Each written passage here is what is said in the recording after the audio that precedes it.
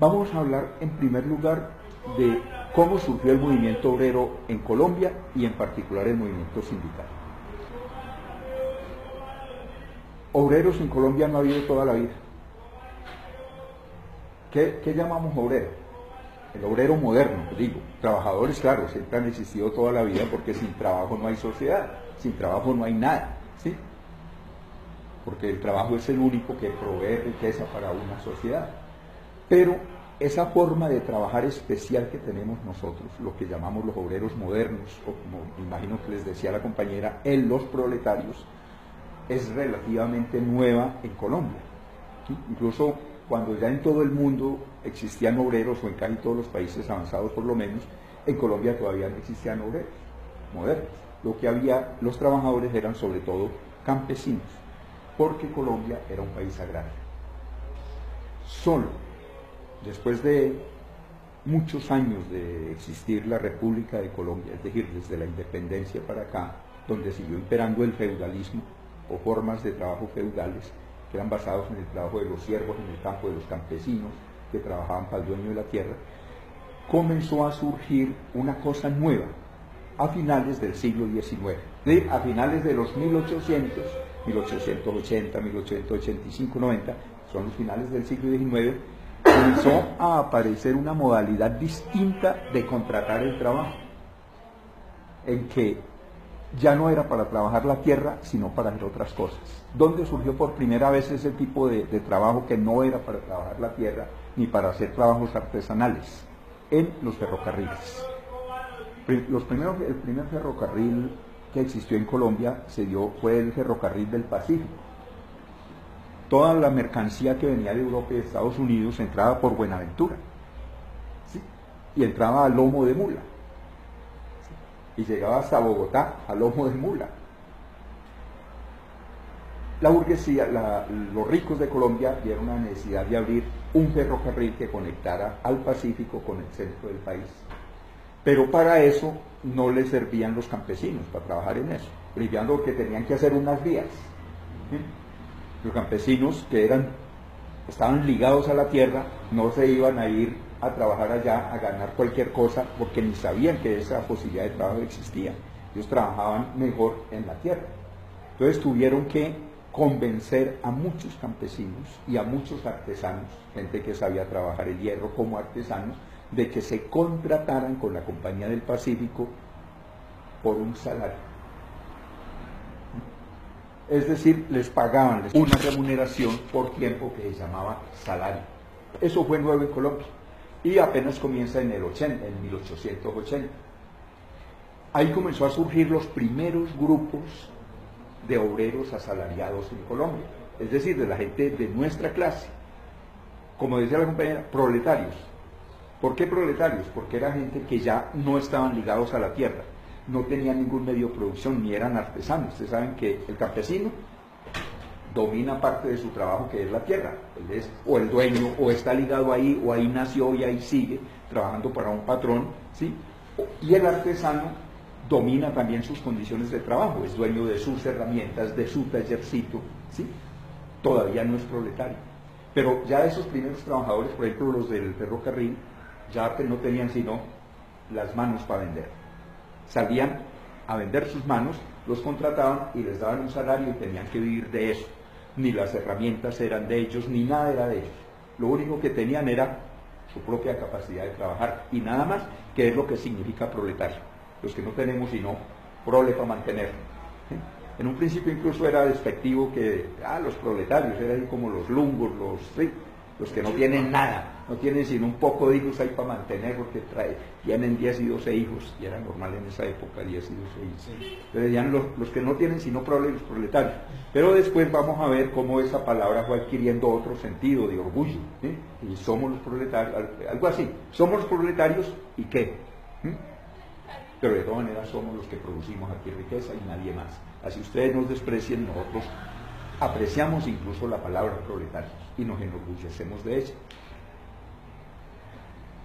Pero no solo en los ferrocarriles comenzaron a existir esa forma de relación para producir, o sea, el sistema asalariado. También en las plantaciones. sobre todo los extranjeros, los Estados Unidos, comenzaron a traer capital y a invertir en plantaciones modernas, sobre todo las del banano. Fueron las primeras grandes plantaciones por la misma época de los ferrocarriles. Se hicieron grandes plantaciones de banano y allí también solo servía como trabajador el proletario. El campesino que todavía tenía una minquita no le servía a la compañía bananera, porque entonces él necesitaba ir a trabajar la mitad de la semana en su finca y la compañía bananera lo requería, era toda la semana, porque la producción ya en grande de banano exige trabajo diario, en cadena, ¿sí? Que es la característica de la producción capitalista. ¿Qué es de lo que estamos hablando? En Colombia se fue introduciendo la forma típica de producción capitalista, que es el trabajo asalariado. Bananeras, ferrocarriles y el transporte por el río Magdalena. Por el ferrocarril del Pacífico de Ventura hacia Cali, ferrocarril. Bananeras en toda la zona bananera de Santa Marta, y la entrada de la otra mercancía que venía por Barranquilla subía a través del río Magdalena. En la medida en que eso se incrementó, ya era necesario tener permanente unos trabajadores que trabajaran para la compañía naviera que subía con sus buques por el río Magdalena. ¿Sí? Ya no era como antes, que llegaba un buque, entonces se llamaba ahí a un campesino, a un artesano: ayuden a descargar esto y le damos 200 cajas y tengan 2 pesos, ¿no es cierto? Al crecer el comercio ya era necesario mantener unos trabajadores que solo hicieran eso, porque era muy grande el volumen de mercancía que necesitaban. Entonces los braceros del Magdalena fueron el otro núcleo inicial del proletariado en Colombia, de nuestra clase. Y desde el principio mismo, es una cosa que hay que resaltar, hubo terribles abusos contra este nuevo tipo de trabajadores, ¿sí? Es decir, comenzaron a vivir peor que los campesinos y peor que los artesanos, a pagarles menos, es decir, en últimas devengaban menos que cualquier otro trabajador en Colombia, pero eso creó resistencia de estos primeros núcleos de trabajadores, que aunque no tenían conciencia ni nada, en todo caso sí sabían que estaban aguantando un hambre que nunca se había visto en Colombia y haciendo un trabajo más duro que nunca se había visto en Colombia. Entonces comenzaron los conflictos. Inevitablemente, donde hay opresión, hay lucha, eso sí, ya ustedes lo saben, ¿no es cierto? De opresión hay lucha y la lucha se justifica. Y comenzaron los primeros conflictos que tomaron la forma de huelgas. De tal manera que la primera huelga en Colombia, la primera huelga en Colombia, se realizó precisamente en el ferrocarril del Pacífico en 1878. 1878. La otra huelga de esa época fue la del Canal de Panamá en 1884. ¿Por qué? Porque venían por trabajadores sobre todo a la región de la costa, la región Caribe, y los llevaban por montones. ¿Y cuándo fue eso? 1884 fue la huelga del Canal de Panamá. Algún día podremos hablar más en detalle de cómo eran las condiciones de la construcción del canal. Se dice que más del 60% de los obreros que llevaron de Colombia a construir el Canal de Panamá nunca volvieron. Todos murieron de accidentes, de malaria y de fiebre amarilla en el canal, ¿sí? En la construcción del canal. Hay pueblos de la costa que cuenta la historia, quedaron sin hombres, que todos los embullaban y les decían: no, dejen esos trabajos que ustedes hacen aquí, ustedes ahí matándose, allá les vamos a pagar mucho, y llevaban barcos enteros llenos de trabajadores y todos se morían, ninguno volvía. Entonces quedaron pueblos solo de viudas y niños y viejitos, ¿sí? Así fue de terrible la construcción del Canal de Panamá. Eso nos costó sudor y sangre. Más sin embargo, eso ocasionó también de que nuestra clase desde el principio no se dejara, ¿sí? Ya en el 84 hicieron la primera huelga para enfrentar semejantes abusos. La otra de las primeras, le estoy diciendo las primeras, luego me brinco por encima de un poco, pero es que las primeras son importantes. En 1895 es la primera huelga en Bogotá, ¿sí? La primera huelga en Bogotá fue de los trabajadores del tranvía. En Bogotá hicieron un tranvía. Ya los trabajadores del tranvía ya no eran artesanos, que era la forma principal del trabajo en Bogotá, los carpinteros, los ebanistas, ¿sí? La gente que hacía el trabajo eran dueños de sus propios tallercitos, eran lo que se llama artesanos, ¿sí? Eran obreros artesanos, no obreros asalariados, y ellos obtenían su remuneración, ¿sí? Hacían su obra y la vendían, ¿sí? Porque eran dueños de sus medios de trabajo. Pero cuando se hace el tranvía en Bogotá, otra vez pasó lo mismo que en el ferrocarril de Panamá. Necesitaban era obreros que no eran dueños del tranvía, ni de la vía, ni de nada, solo de sus manos, les pagaban un salario y comenzaron los abusos, y ellos hicieron la primera huelga en el tranvía, que fue la primera huelga histórica, la primera en Bogotá, que es 1895. ¿Sí? Eso conmovió a Bogotá, imagínense. Bogotá era un pueblito ahí manejado por 4 curas y 5 politiqueros ¿sí? Y señores feudales y que tenían grandes haciendas en la sabana, y todavía existían los restos de las encomiendas, es decir, explotaban el trabajo de los indígenas, que era el trabajo casi esclavizado. Entonces, cuando aquí una nueva clase emerge en Bogotá, que eran los ferrocarrileros, los del tranvía, ¿sí? Eso conmovió. ¿Y qué pasó? Este pueblo se llenó aquí de revolucionarios. Es decir, hay otra huelga importante en 1910, para hablar de las primeras de este primer periodo. Esta sí fue en Barranquilla. Fue la huelga de los portuarios de Barranquilla. Ya les dije, hubo obreros en el transporte por el río Magdalena, pero el centro principal era Barranquilla, de donde salían los buques cargados, ¿sí? Entonces los obreros allí se agruparon y declararon la primera huelga. En 1910 es la primera huelga y es la primera grande, ¿sí? Las otras son muy localizadas, en Panamá y acá, pero esta comienza en Barranquilla y se extiende por todo el río Magdalena, que era el gran transporte fluvial en Colombia, en todos los puertos, ¿sí? En Magangué, hasta La Dorada, pues, y Honda, había ya esa nueva calidad de trabajadores que eran proletarios. Y de alguna manera se comunicaron y la huelga se extiende, de tal manera que paralizan el río Magdalena. Imagínense la época, 1910. No existía ninguna carretera en Colombia. La única vía desde Barranquilla hasta Bogotá era por el río Magdalena hasta Honda, y a lomo de mula de Honda para acá, por Villeta, ¿sí? De parar el río Magdalena era paralizar el país, ¿sí? Esta huelga y las otras fueron como la irrupción en lucha de nuestra clase en Colombia. Es decir, nacimos oprimidos y explotados, es cierto, ¿sí? Pero no nacimos pasivos como clase en Colombia.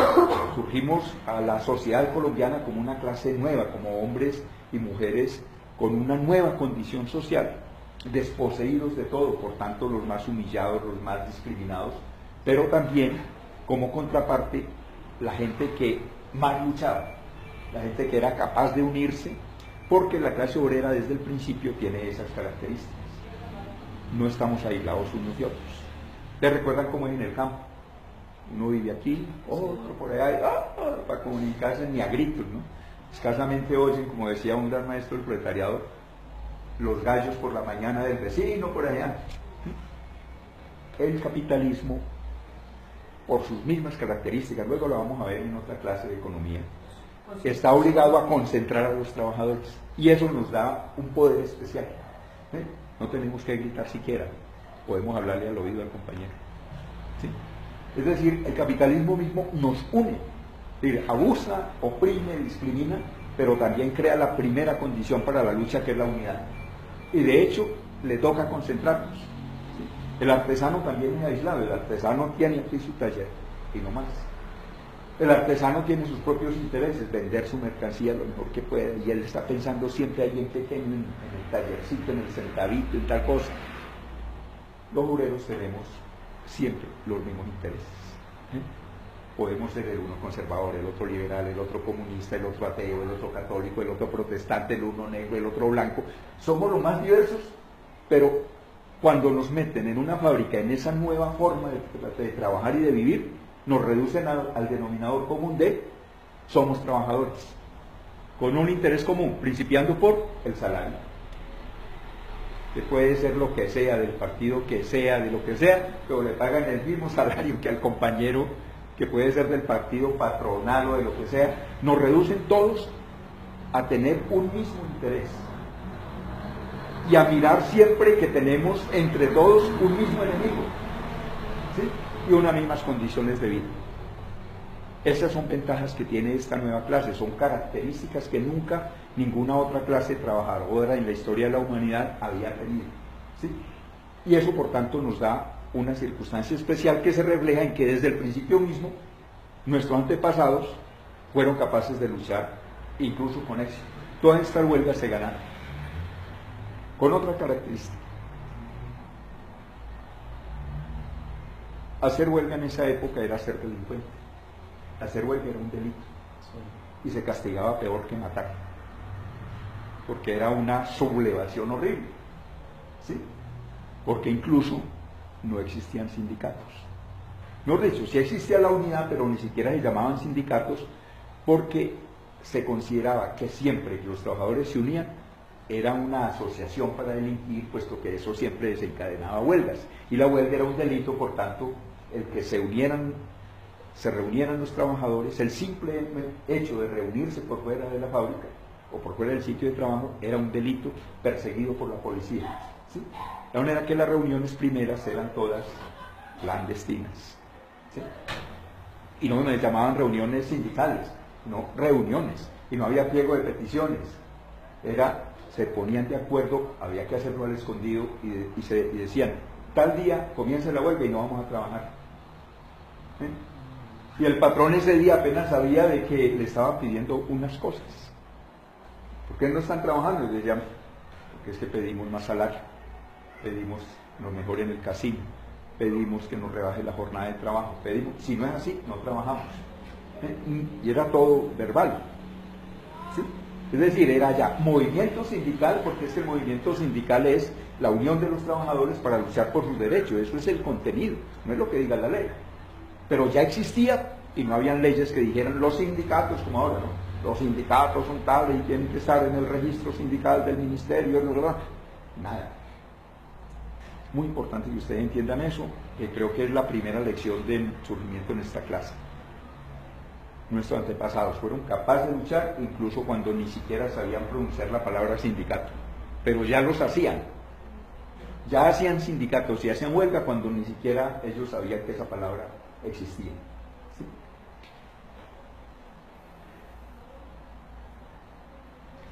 Con la huelga en Bogotá del tranvía, eso se regó, y también en Magdalena, eso se regó por todo el país. La idea de que a todos estos trabajadores nuevos que estaban surgiendo como proletarios, si se unían, eran capaces de obligar a los patronos a darle unas mejores condiciones de vida y de trabajo. Es decir, a quitarse un poquito el peso de encima de la opresión y de la explotación. De tal manera que entre 1910 y 1913, siendo tan poquito, porque éramos muy poquitos en Colombia, no es como ahora que la absoluta mayoría de la población somos proletarios, en eso era una minoría, hicieron huelgas por todo el país pidiendo mejores condiciones de vida y de trabajo. De estas huelgas surgieron ya propiamente organizaciones duraderas. Las primeras, la gente se unía para hacer la huelga y listo, ¿no es? Obtenida la cosa, nadie volvió a acordar de reunirse hasta que la cosa no volvió a empeorar. Pero ya a partir de 1910 los obreros dijeron, es tan importante obtener algo como que quede algo de nosotros organizativo. Pues ya la estabilización de la organización sindical, que les llamaban sobre todo asociaciones con los más diversos nombres, Asociación Obrera San José, sí, incluso le ponían nombres, sí, Asociación Los Amigos del Trabajo, Asociación Los Caballeros Luchadores, cosas así bonitas le ponían a lo que surgía, ¿no es? A lo que surgía, porque los obreros vieron que era un instrumento esa organización, esa unión, para obtener algo frente al patrón. Porque ya los obreros sabían que cada que se iba individualmente, lo único que se obtenía era el despido y una garrotera. Al obrero que relava individualmente, el patrón lo despedía, pero no lo despedía como lo despiden ahora a uno, ¿no? Salga y cancelaba su contrato de trabajo y pase por la oficina del personal. No, era salga, pero los matones de la empresa apaleando. Uno salía era apaleado, sin dientes y con muchos morados, salía era para el hospital. Los obreros aprendieron el valor de la asociación, de la unión, de que eso daba frutos, pero además entonces de esa época quedaron las primeras asociaciones y los primeros sindicatos ya organizados, con dirigentes, con sistema de reuniones, así les tocara reunirse al escondido, ¿sí? O en el monte, decían tal día nos vemos en el bosque tal, en tal parte, ¿sí? Y esa era la organización, ¿sí? Y así nombraban quién coordinara las cosas, pero también surgieron los primeros periódicos obreros, las octavillas, los volanticos, ¿sí? Escritos por los más capaces de entre los obreros, comenzaron a escribir cositas que reivindicaban, hablaban de la necesidad de justicia, de la necesidad de la unión y de la organización. Todo esto fue como cuajando algo, de tal manera que en 1913 se creó la primera organización grande de trabajadores obreros en Colombia, de proletarios, que se llamó la Unión Obrera de Colombia, en 1913.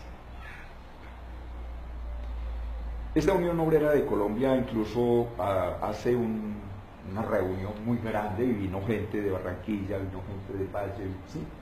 Se reúnen en Bogotá y aprueban lo que se llamó una constitución, ¿sí? Como una declaración de principios, y se llamó la Constitución de la Unión Obrera de Colombia. Incluso dicen, bueno, vamos a organizarnos y a mantenernos esta unión obrera para seguir peleando con los patronos. Y vamos a fundar un periódico. Los ricos tienen periódico, nosotros, ¿por qué no?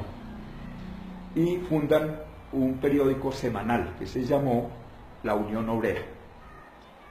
Por supuesto, ustedes pueden entender que editar un periódico en esa época por parte de unos compañeros obreros era duro, ¿no? Y efectivamente no pudieron sacar sino 7 ediciones del periódico.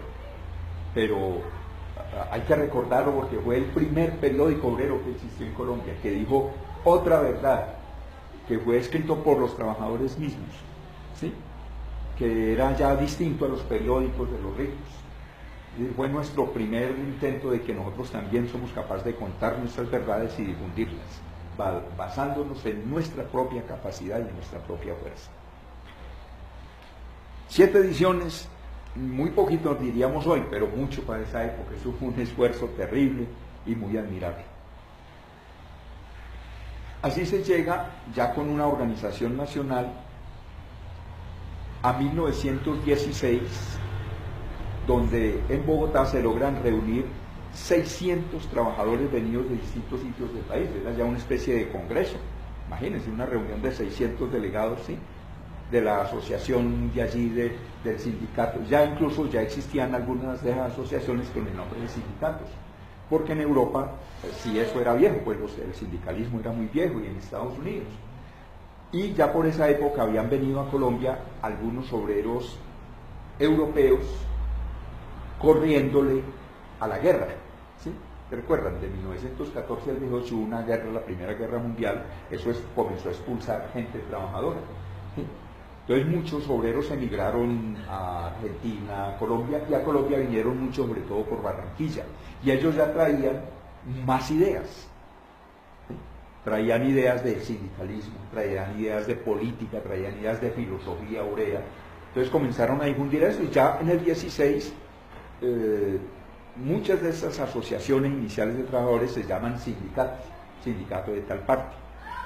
Eran organizaciones donde incluso, como lo de los trabajadores había tenido tanto éxito, se adherían campesinos y se adherían artesanos, ¿sí? Esa es una de las características de estas primeras organizaciones, que no eran puramente obreras, ¿sí? Pero eran gente luchadora que veían que uniéndose a los trabajadores le ayudaban a estos, pero también les ayudaban a sus propias luchas y a sus propias reivindicaciones. Entonces eran muy revueltas, eran asociaciones y sindicatos muy revueltos con artesanos e incluso con campesinos.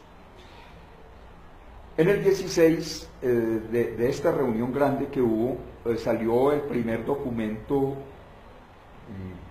digámoslo, diríamos hoy en nuestro lenguaje, el primer manifiesto de los obreros colombianos. Y precisamente ellos le dieron ese nombre Manifiesto de los Obreros Colombianos, una especie de programa en el cual se dice cuáles son los intereses de los trabajadores, ¿sí? Porque hay que luchar por mejor salario, porque hay que luchar por rebaja de la jornada de trabajo. Eso era de 16 y 18 horas la jornada de trabajo de los obreros. La de los campesinos sí era de 10, 12 horas obligados por la luz solar, ¿sí? Ese era el único límite a la jornada de trabajo en el campo, pero ya en las fábricas ya no había límite de luz solar. Entonces la jornada de trabajo comenzó a prolongarse de 16 hasta 18 horas. Una de las primeras reivindicaciones era rebaja de la jornada de trabajo.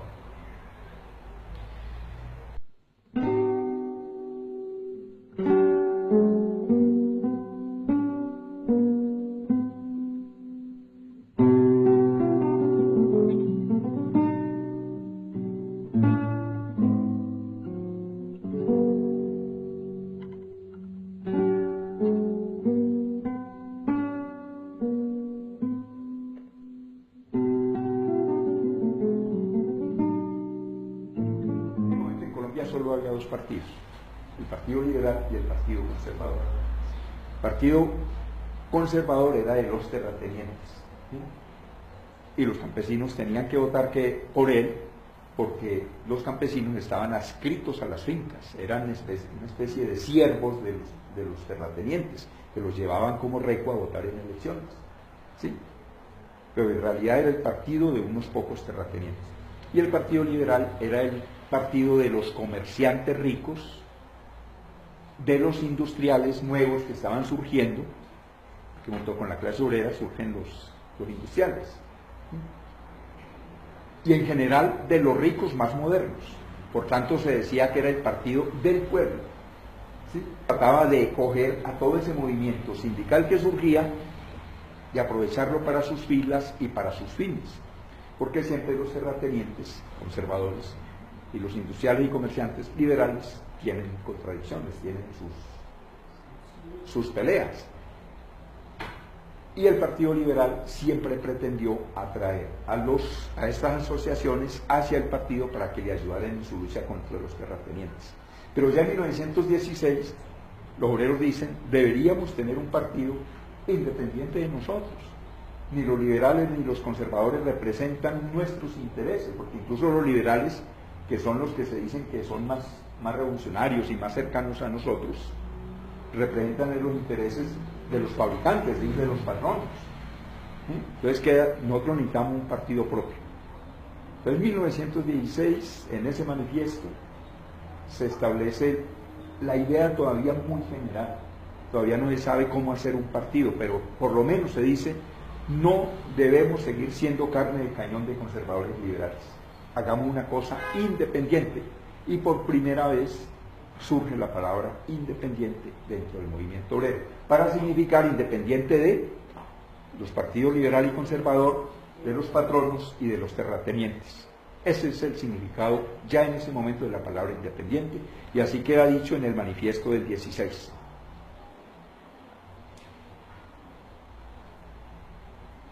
A partir del 16 y luego del impulso que surgió, que tuvo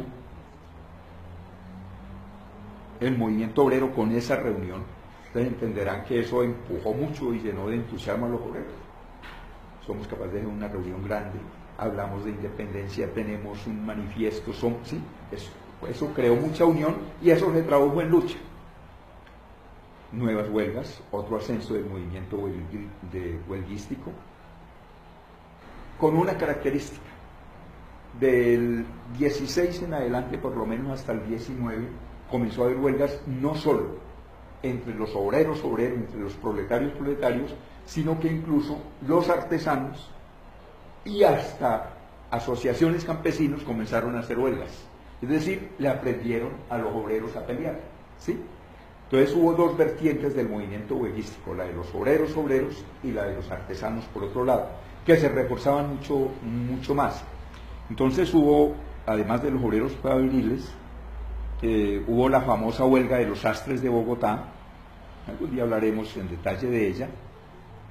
Fue una huelga ocasionada de los sastres, ¿sí? De la gente que tenía Bogotá era el principal centro de la confección, diríamos hoy, porque aquí había muchos sastres, que toda la ropa se hacía en pequeños talleres, ¿sí? Y eran sastres los que hacían toda la ropa, y toda la ropa se mandaba a hacer donde el sastre. ¿Sí? Ellos no eran como nosotros obreros, proletarios, eran obreros artesanos. Por ahí en el 17-18, el Ministerio de Guerra mandó a hacer todos los uniformes para el ejército en el extranjero. ¿Sí? Cuando siempre los artesanos, los sastres de Bogotá habían hecho los uniformes. Entonces, eso ocasionó un levantamiento de todos los sastres de Bogotá, que es la famosa huelga de los sastres de Bogotá, la primera que existió. Y entre los sastres había mucha afinidad con las ideas del movimiento obrero. Y entre los sastres había mucho sastre revolucionario, de diversas tendencias. Había anarquistas, había comunistas, ya en esa época comenzaron a difundirse, y los sastres siempre han sido muy sensibles a las ideas revolucionarias, sobre todo los artesanos. Entonces, hubo otra huelga de zapateros en Medellín y otra en Bucaramanga. Hubo otra de constructores, de obreros de la construcción en Manizales. Hubo nuevas huelgas en los puertos de Barranquilla y Cartagena en el 18. La de los trabajadores del puerto de Santa Marta también en el 18. Una primera gran movilización obrera en Medellín. Y comenzaron las primeras huelgas en la United Fruit Company.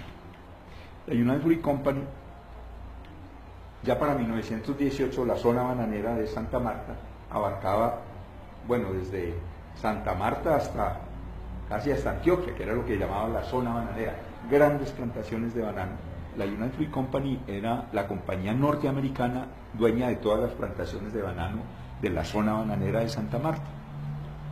Eso llegó a tener 20.000 trabajadores, la zona bananera. Y comenzaron las primeras reivindicaciones de ellos, las primeras, hoy diríamos pliegos de peticiones, cuando uno me llamaban así. Escribían unas solicitudes y las presentaban a los patronos. Entre ellas, la primera era que los reconocieran como trabajadores de la United Fruit Company. Parece lo de ahora, ¿no? ¿Por qué? Porque la United Fruit Company contrataba aquí así. Ellos eran los dueños de la zona bananera, ¿no? Y llegaron a tener 20.000 trabajadores, pero en sus libros ellos no tenían ni un trabajador en Colombia. En su contabilidad, porque ellos contrataban capataces. Los capataces contrataban, iban por toda la zona bananera y llegaban hasta Medellín y llevaban trabajadores. Entonces eran disque trabajadores de los capataces. ¿A qué se les parece? A los intermediarios de ahora. ¿Sí? Esto es viejo. Esto es viejo. Entonces, los trabajadores, la primera reivindicación que le presentaban a la United Fruit Company es: ¿cómo van a hacer ustedes creer que nuestros patronos son estos pobres diablos capataces, que son apenas unos lameculos de ustedes? ¿Sí? Ustedes son los patronos, ustedes son los que les dan la plata para que nos paguen a nosotros. Entonces nosotros queremos entendernos no con un pobre capataz que nunca resuelve nada, nunca es un pobre diablo. Nosotros queremos entendernos con la United Fruit Company. Entonces les hacían llegar a ellos, y los gringos decían: nosotros no tenemos trabajadores en Colombia, ustedes trabajan con los señores, entiéndanse con ellos. Pero era un truco que los trabajadores rápidamente descubrieron, y fue uno de los principales motivos iniciales de la lucha en las bananeras, que se les reconociera como trabajadores de la empresa. En Girardot se desató un muy bonito movimiento que por muchos años Girardot fue uno de los principales centros de lucha obrera en Colombia, porque ahí era un puerto muy importante y ahí habían muchos trabajadores, y ahí hubo mucho trabajador revolucionario en Girardot. Hubo 3 huelgas en este periodo en los ferrocarriles.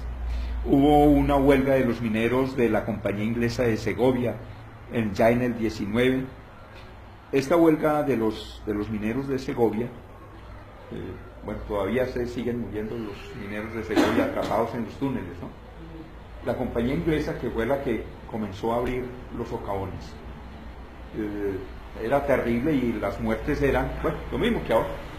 Entonces los obreros hicieron una huelga en respuesta a las malas condiciones de seguridad en el trabajo, y una huelga la primera huelga obrera en Colombia que se volvió una huelga masiva de toda la población.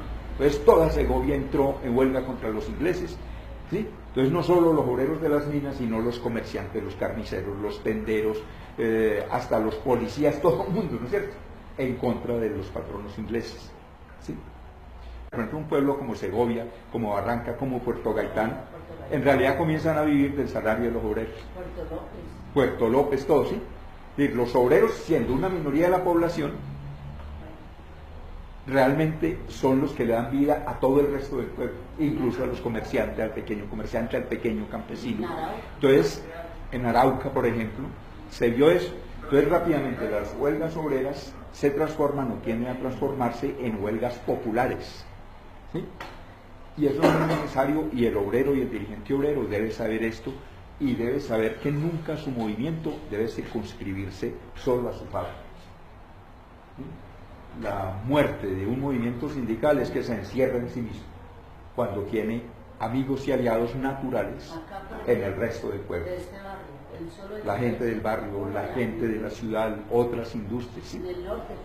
Un dirigente sindical tiene siempre que tener eso en eso, no estamos nunca solitos nosotros, ¿sí? Somos una clase grande que tiene hermanos en toda la industria, pero además tenemos aliados naturales, los campesinos, los pequeños comerciantes, los estudiantes, ¿sí? Y los patronos le tienen pánico a eso, a que haya esa unión del obrero con el resto de la población. Y el dirigente sindical tiene que saber valorar eso y aprender a trabajar con otros sectores de la población. Y a incluirlos a los pliegos en la lucha. Claro, en el pliego de petición hay que luchar por cosas para el resto de la población, ¿sí? La vía para el barrio, ustedes dañaron estas vías con sus camiones, ¿ustedes qué? ¿Y qué van a contribuir? ¿Cuál es la responsabilidad? Sí. Eso atrae también a otras gentes a apoyar la lucha obrera. La de Segovia, por ejemplo, fue muy linda y fue la primera en Colombia que ocurrió así, que volvió una huelga de todo el pueblo, porque obtuvieron un triunfo rotundo. No solo aumento de salarios, menos jornada de trabajo, mejores condiciones de seguridad en los socavones, sino un poco de mejoras para el pueblo. Fundación de una escuela por cuenta de la compañía minera, de los ingleses, arreglo de calles, creación de un parque, ¿sí? Todo se logró un poco de cosas que le pudieron arrancar a la compañía, que no eran reivindicaciones propiamente salariales y obreras, pero que era muy justo que la compañía, que se había tirado todo el entorno y que explotaba en realidad a todo el pueblo, ¿sí?, devolviera algo para todo el pueblo. Y en eso los obreros supieron manejarse muy bien y supieron ser como los campeones de la lucha popular. Y por eso vencieron a la compañía, ¿sí? Por eso la obligaron a conceder. Entonces fue un triunfo, es el primer gran triunfo obrero en Colombia, la huelga de los mineros contra la compañía inglesa de Segovia. Un triunfo, todo lo que pidieron lo obtuvieron, porque los ingleses estaban jodidos, o concedían o se tenían que ir. ¿Sí? Y como eran minas tan ricas y tan productivas, dijeron, pues tocó soltar parte de las ganancias. Debo un primer aprendizaje de la clase obrera. Cuando uno aprieta, los capitalistas ceden parte de sus ganancias. Pero si uno retrocede, los capitalistas simplemente aumentan sus ganancias. ¿Hasta dónde? Hasta donde uno deje. ¿Sí? Con trucos, con tal, que la ley, que la resolución, que el ministerio, puros trucos para ellos avanzar en aumentar sus ganancias. ¿Sí? Y si uno no le dice, párela aquí, lo llevan a uno hasta el hambre absoluto. ¿Sí? Primero le cambian el contrato de trabajo, después de que ustedes no son trabajadores, después que al destajo, después que por cada movida y tal cosa, y al cabo de 3 años, no, ya no les vamos a pagar a 25, sino a 19, porque ya están ganando ustedes mucha plata, imagínense, se ganan más de 800.000 pesos, pues ya es mucho, entonces rebajémosle para que, ¿sí? Y así van rebajando, y si uno no les pone freno, si la organización obrera no les pone freno, perfectamente les pueden poner a pagar a 10 pesos la caja. Y si aguantan a 10 pesos, a 9. Y si aguantan a 9, a 8, a 7, a 6. Y luego por el pasajito. Y de pronto por un buñuelo para que no se mueran de hambre. Porque así ya hay sectores en Colombia, de gente que trabaja por un refrigerio para no morirse de hambre. ¿Sí? Como ustedes ven, he dicho muchas cosas, pero resumiendo lo que les quiero decir es esto. Nuestra clase nació luchando. Nadie le regaló nada. Solo hambre, solo trabajo forzado, solo sobreexplotación, solo miseria era lo que tenía el capitalismo para este nuevo tipo de trabajadores. Y si lograron algo, fue con su lucha. Ni los conservadores, ni los liberales, ni los patronos, ni la iglesia, ni los protestantes, nadie nos ha regalado nada, nadie en su periodo nos regaló nada. ¿Sí? Y si conquistaron cosas fue fundamentalmente con la unión, con la organización y con la huelga. ¿Sí? Primera lección, la huelga es un acto de lucha. Ustedes ven, huelga por todas partes. Si no hubiera sido por eso, era solo miseria, miseria y miseria. Nos hicimos respetar en Colombia porque hicimos uso de la huelga. Solo así irrumpimos en la sociedad colombiana y ya en 1919 ya éramos una clase por lo menos respetable. Pero nuestro movimiento todavía era ilegal. El sindicalismo era un delito y las huelgas eran un delito, ¿sí? Que se pagaba con cárcel y con muerte, bueno, uno ha cambiado mucho, ¿no? Todavía siguen matando a los dirigentes obreros, todavía se paga con la vida el atreverse a luchar. No había legislación laboral, eso ni existía. Ustedes saben que actualmente hay legislación civil, legislación penal y legislación laboral. ¿Sí? Hay tres ramas de las leyes, es decir, de cómo el Estado se relaciona con la sociedad. Cuando eso no existía sino legislación civil y legislación penal. Lo laboral no existía. ¿Sí? Es decir, no se reconocía, la sociedad no reconocía la existencia de un tipo especial de trabajadores que eran los trabajadores asalariados. ¿Sí? No teníamos ninguna ley. Y todo cuanto se hacía era en contra de la ley. La unión, la huelga, la petición, todo era en contra de la ley. Más sin embargo, aún en contra de la ley, se lograron cosas. Y se logró el reconocimiento a la lucha e incluso se conquistaron mejoras en las condiciones de vida y de trabajo. Eso es como lo que yo resumo de ese primer periodo. ¿Sí? Nacimos a la vida colombiana luchando. Nuestros antepasados, que eran mucho más incultos, la mayoría eran analfabetos. En más difíciles condiciones de persecución, en más difíciles condiciones de cultura, y siendo una minoría en Colombia, lucharon y lucharon bien. Esa es como la primera lección, como para que nos comparemos nosotros. Ahora somos mayoría de la población, ¿sí? Todos sabemos leer y escribir, todos somos capaces de estudiar y aprender mejor, y mire cómo nos tienen, ¿no? Somos mucho más cultos, tenemos ya organizaciones, incluso hasta existe una legislación no muy favorable, pero existe, ¿no? Ya al menos un policía que nos ve aquí le podemos decir, estamos en una reunión sindical, y somos directivos sindicales, tal cosa, ¿sí? En esa época íbamos para la cárcel del hecho. Sí, cualquier policía nos podía llevar para la cárcel por estar reunidos aquí nosotros cuatro, hablando de sindicalismo. Estamos en mejores condiciones en muchos aspectos,